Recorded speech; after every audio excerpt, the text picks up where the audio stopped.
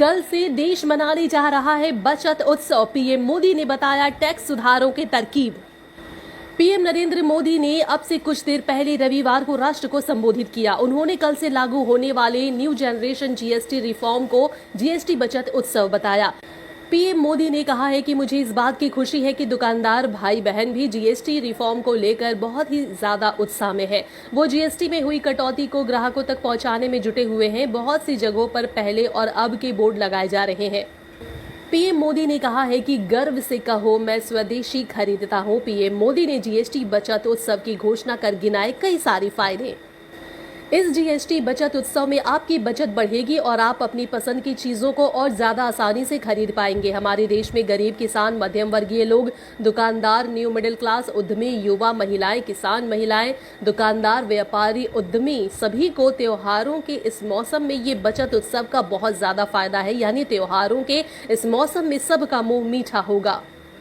क्या कुछ कहा है पीएम मोदी ने, आइए एक बार फिर से आपको सुनाते हैं। बचत उत्सव में आपकी बचत बढ़ेगी और आप अपनी पसंद की चीजों को और ज्यादा आसानी से खरीद पाएंगे।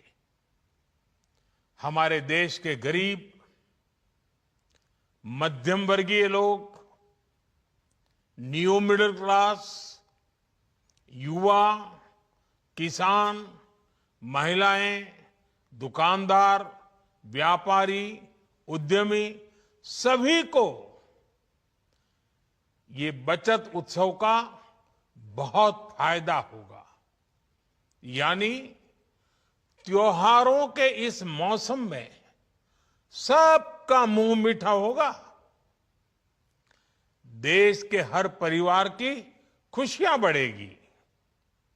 मैं देश के कोटि कोटि परिवारजनों को नेक्स्ट जनरेशन जीएसटी रिफॉर्म्स की और इस बचत उत्सव की बहुत बहुत बधाई देता हूं, शुभकामनाएं देता हूं।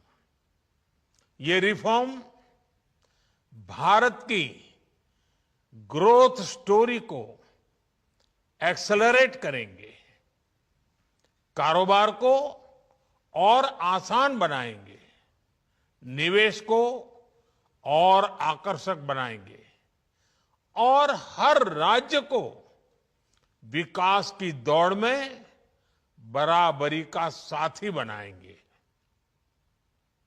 साथियों,